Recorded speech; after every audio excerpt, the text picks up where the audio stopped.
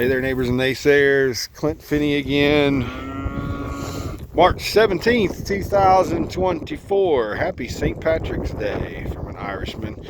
I'm not sure this video is going to work out because of the wind. We'll see how it goes. But didn't really want to take it until I saw some things that were video worthy.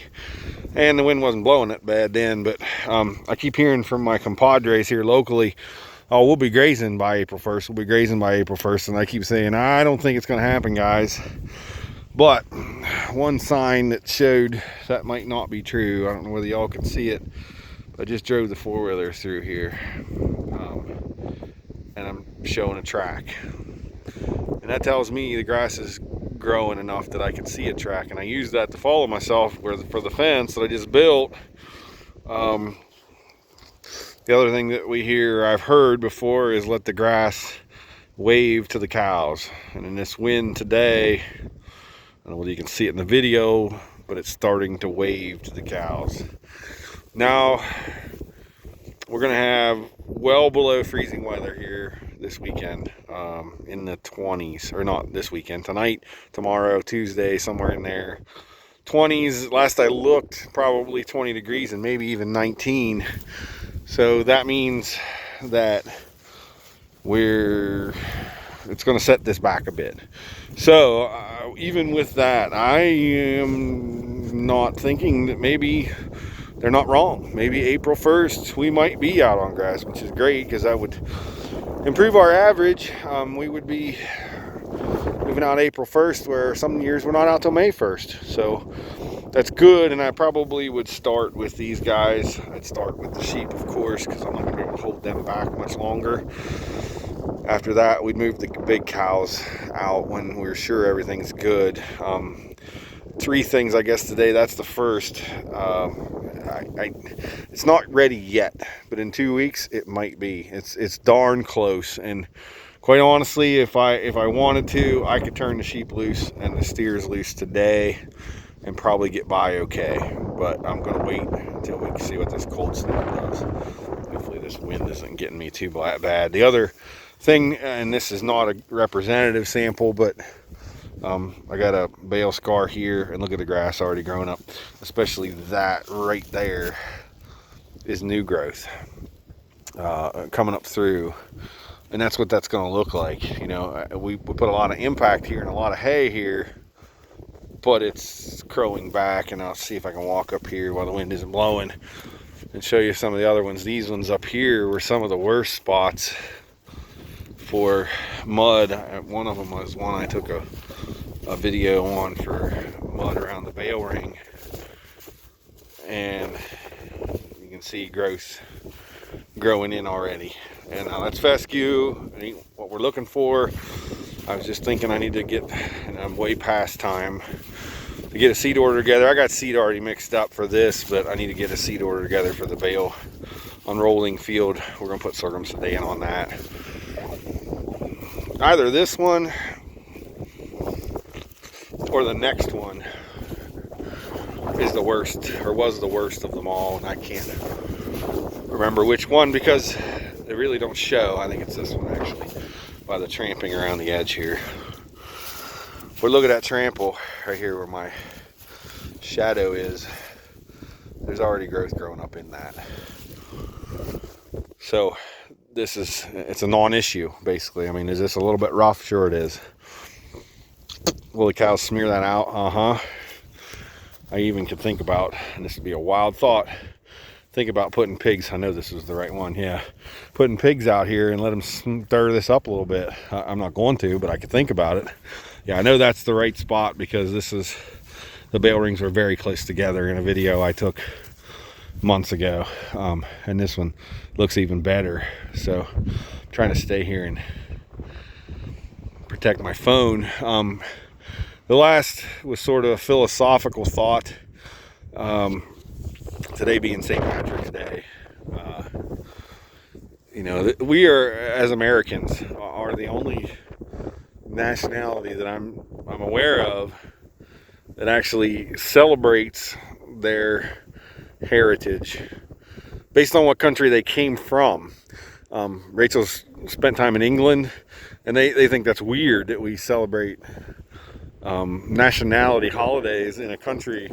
We're Americans to them, and we are. I mean, we're Americans all, but it's funny to me, being Finny and Irish, probably more German than Irish if you really.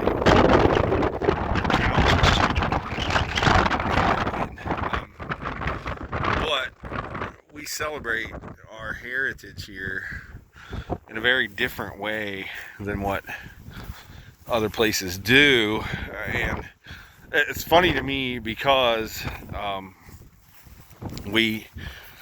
work with farmers in my day job, and here in eastern Ohio, I tell people, and it makes them a little bit uncomfortable, that I grew up with Polish and Hungarian and Italian and African American, of course, and other nationalities, people that came here, and a lot of them, their parents or grandparents were straight over and may or may not have spoke English. And I know this is the last of a dying breed, but I can almost tell you when I pull into a farm what nationality they might be, just based on how they manage things sometimes. And part of that isn't because of management or training so much, I guess, as it is what they do and how they do things, and what sort of farm they're making work, and sometimes it's the mess that they make, to be perfectly honest. I thought I'd come out here and get out of the wind, but it's not happening for me. It's an interesting study or thought, and I think about this not only because of that, but there is no certification to become a farmer. You basically just have to be able to purchase or lease land and start farming it. And that our diversity is certainly our strength, no doubt. Especially in this part of the country where I'm in eastern Ohio, and like I said, we have all those different nationalities that blend together and become one.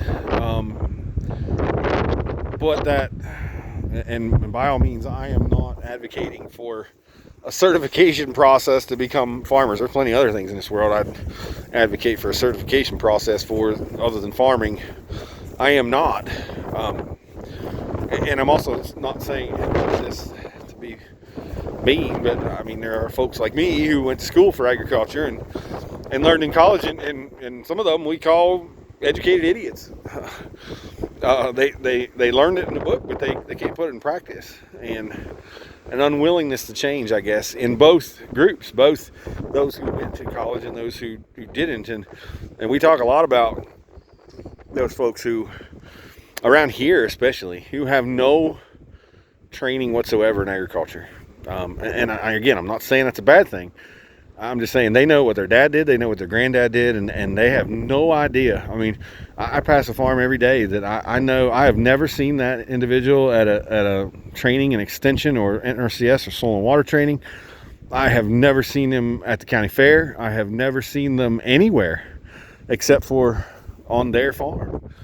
And to some degrees that's okay, but to some degrees it doesn't lend itself to changing or making a difference or changing how we do things. And I guess I don't even know where I'm going with this, but I don't want a certification process. Our diversity is certainly our strength, but there are folks out there who just do things the way that Dad did and Granddad did, and never even look to think about something different. And bale grazing makes me think a lot about that, and managed grazing, of course, always makes me think about that.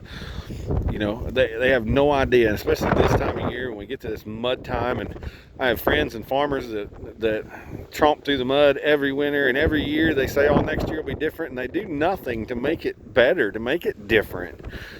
And I guess those are the sort of folks I'm talking about. You know, I mean, we can come out here and we can make it different. I mean, I'm sort of giving you a prescription for how to make that different. And we're going to talk here at the grazing meeting this week about why we do what we do, why we graze. We're also going to talk about what it costs and what we can afford to pay for it. And we're going to talk a lot about forage growth and things, kind of more of a beginner type, back to the basics type class here this Thursday. So I'm getting myself in the mindset of thinking about that. But, you know, maybe all of you could we could all stand to be a cheerleader and talk to our neighbor and tell them about some new things. I mean, we need to go easy, and I remember Joel Salatin talking about this one time. If I'm a 10 and they're a 1, I can't expect to make them a 9 tomorrow. You know, if they're a 1, we need to make them a 2 and work forward. And that happens with the work that I do in my day job, but it's slow. It's a slow process, but just realizing that some of y'all have taken the first steps and changed the things that we do, and we can make this better. And I hear often in the farming business, well, we're making it better for the next generation, but are we really? Sometimes I wonder, are we really? I have no doubt with managed grazing, and I can show you the empirical research, the soil tests, everything that we do around here, and show you that things are getting better. I worry about bale grazing, to be perfectly honest. I worry if this isn't too good to be true. If there's not a something waiting around the bend. I've done things before that, boy, they sure look great on the surface, and then they got terrible as life went by. I worry about this, and is it going to be better? I don't know, but it sure looks great right now. But I guess in all that talk, it's just realizing that we're not all on the same page. We're not all starting from the same place, and sometimes our neighbors need a little bit of help, and sometimes they need a little bit of understanding.